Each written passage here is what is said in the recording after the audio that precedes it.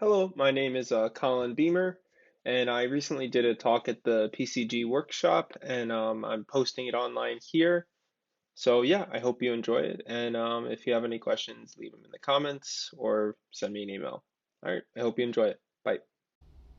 Hello, my name is Colin Beamer, and I'm going to be presenting Grammarly's Ngram-based quality diversity search.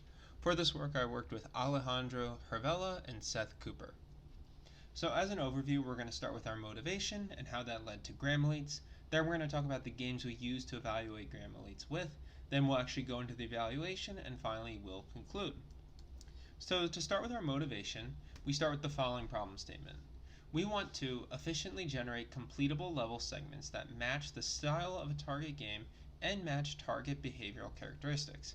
And we're going to start by looking at the style of a target game. And so to do that, we're going to look at the paper Linear Levels through Ngrams. And in this work, what they did was they took a Mario level and broke it into a set of vertical slices and used those vertical slices as input into an ngram. What they found is that using the correct n, such as n equals 3, they were able to generate levels that are both playable and also match the style of a target Mario game. But what's cool is you don't actually just have to apply it to a horizontal platformer like Mario. You can actually apply it to a vertical platformer such as Kid Icarus, and you can even apply it to a top-down roguelike such as DungeonGrams. DungeonGrams is a game we made for this work, and there's more details about it in the paper. So with ngrams, you have no guarantee of playability and you cannot actually control the output. But what's very nice is you can actually match the style of an input corpus very well. And we can actually go a step further and we can use ngrams to say whether or not the ngram could have generated a given level segment. And we're going to use that concept going forward. And to address those first two bullet points, there is a work from Somerville and colleagues which used Monte Carlo tree search on a Markov chain. But instead of looking at the tree search route, we're going to look at genetic algorithms. So with a genetic algorithm, we can use those vertical slices for Mario and DungeonGrams and a horizontal slice for Kid Icarus since it's a vertical platformer, and use those with a genetic algorithm and ask that genetic algorithm to generate a level that is fully playable. And if we do that, you can see in all three examples the results are pretty chaotic and out of control. So we need to do something a little bit more. So with genetic algorithms, we can actually guarantee playability, and we can have more control over what is being seen by complicating our objective function.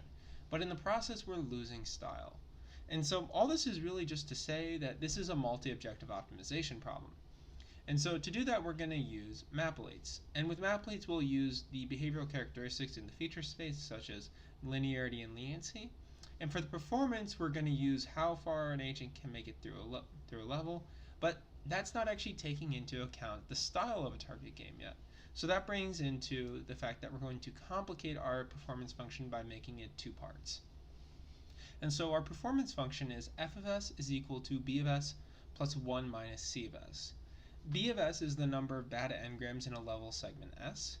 And basically what that means is that as you're looping through a level segment with a sliding window, you have the output in the prior, and if the prior doesn't exist or the output for prior doesn't exist, then you would increment by 1. And so what this means is B of s is limited by the size of the given level segment. C of s is the percent that an agent can complete a given level segment S. The goal of maplates is going to be to minimize f of s. And as a brief piece of terminology, we consider a segment S to be usable if f of s is equal to 0. And so if we run maplates with this, what we're going to find is that not a lot of levels are actually considered usable, so there's a lot of wasted computation.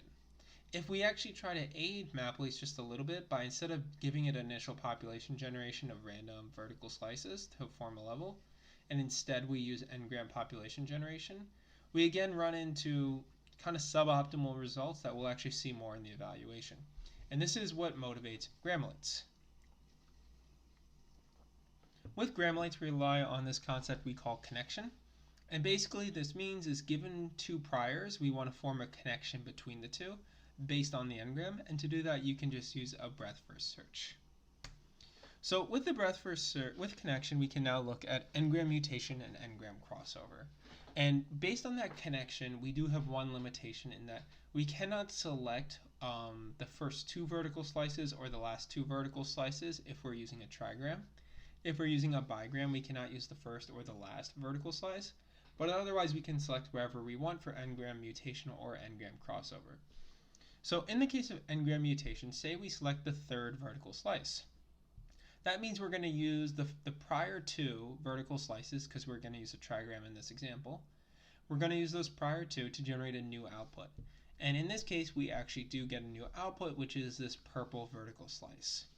So with this new output, before we had b of s is equal to 0, but now we actually don't have that guarantee. There's no guarantee that this new level segment is actually generable by an n-gram.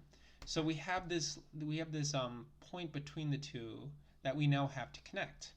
So to connect, we just run the breadth first search we talked about, and we end up needing to add one extra vertical slice. Now this is kind of problematic because we actually have this extra vertical slice at the end. Originally we had a level segment of size 7, now we have a level segment of size 8, which is why we just run a truncation step and we consider it complete and n-gram mutation is done. With n-gram crossover, we're going to follow the same step you would see in regular crossover, except now we actually need to do one extra bit, which is we can only select where we can select is limited by the size of our n-gram. After we do our modification, then we go to connection. In the case of the top row, this shows the case where you don't actually always need to form a connection. Sometimes b of s is just equal to 0 and you can continue forward. Other times you're going to get extra vertical slices that are longer than you may necessarily be ideal, but you still have to truncate at the end, and that is n-gram crossover. Which now takes us to gram-elites. Gram-elites is map-elites with n-gram population generation, n-gram crossover, and n-gram mutation. And I want to take a second to emphasize the importance of n-gram population generation. For n-gram crossover and n-gram mutation to work, you need the level segments generated in the initial population to have b of s is equal to 0, else you have no guarantee that n-gram crossover or n-gram mutation will actually succeed in generating new level segments. For the games, we're first going to look at Mario. Based on the work from linear levels through n-grams, we're going to use n equals 3. We're going to use levels from the VGLC. We're going to use segment lengths of 25, and we're using a modified version of the Somerville A-star agent to calculate C of S. And our segment dimensions are linearity and leniency. For Kid Icarus, we're using n equals 2, levels from the VGLC, again segment lengths of 25, and a modified version of the Somerville A-star agent for C of S. And we're going to use density and leniency. And then finally, for DungeonGrams, we're using n equals 3. We're using 44 levels that we actually made as input. And while we were designing those levels, we did make sure that there would be connections between the levels. So we did design knowing that we would be using n-grams for this work. And we used an A-star based agent to calculate C of S. And we used density and leniency. So now on to the evaluation. And for this, we're going to use gram-elites, map-elites with standard operators, and n-gram population generation, and n-gram generation with placement into the map-elites grid. For our parameters, we're using an initial population of 500. We're running for 50,000 iterations, and we're running that 100 times to find an average. So this first set of graphs looks at the number of usable segments per iteration. And so the blue line is gram-elites, and as you can see for all three, it ends up being on top. Mario followed the pattern we were expecting, which is where gram-elites would perform best, map-elites with standard operators would perform second best, but not as well, and n-grams with placement would ultimately do worst. Kid Icarus followed this pattern as well, except for the fact that map-elites with standard operators was slower at first to find levels than n-grams. And in the case of DungeonGrams, n-grams with placement into a map-elites grid actually ended up catching up to gram-elites by the end at that 50,000 iteration mark, but otherwise gram-elites still performed the best in all three games. These next set of graphs look at the number of times over the 100 runs a bin was found. So the more green, the more times it was found. And the reddish pink represents the fact that a bin was never actually filled in. So the way I think it is best to look at these graphs is to look at the edge. So in the case of gram-elites, you can see a wide area is covered, and there's very few bins that aren't actually that dark green. When you get to map-elites with standard operators, you can see that white edge starting to be a lot larger, And when you look at the n-grams with placement, you can see not only is the area covered smaller, but also that edge where you have less certainty of a bin being filled in is a lot larger. In terms of the levels found in the bottom left, this is the simplest level. The bottom right, that's going to be a level where the player has to jump a lot. The top left is supposed to be a very difficult level, and as you can see, it succeeded in that. But part of the things that are part of the calculation of difficulty is gaps. And so you can see the player only has to jump twice, but this is a very difficult level. And then finally, that top right is supposed to be a very difficult level with a lot of jumping. But you can see this is actually kind of abusing our linearity calculation. And the way we actually would want to address this is by making the linearity calculation based partially off of the path rather than just platformer position. For Kid Icarus, we see on the left side, Grammarly is filling in a large amount of space with a very small edge. In the middle, Maplates with standard operators is filling in less of the space and also has a very wide edge, especially towards the right. And n-grams again has a very wide edge and also just fills in less of the space than all three. In terms of the levels found, you can see at the far left this is a very simple level. In the middle left, this is a more complicated level where the player has to jump more. In the middle right, you can see this is a very dense level without a lot of difficult elements. And then on the far right, this is density with more difficult elements overall. And then for DungeonGrams, this is probably the hardest of the graphs to read, but you can kind of tell based on the size of that edge again that Maplates with standard operators is filling in less space than Grammarly, and n-grams with placement on the far right is filling in less space overall, and the easiest way to see that is the bottom far right. In terms of the levels found for DungeonGrams, the bottom left is the simplest level. The bottom right is a very dense level, and there's nothing in there that can kill the player, so this is a very simple level without any difficulty, unless the navigation would be considered difficult. And then in the top left, you have a level where the player can die in a lot of ways and has a lot of things to do.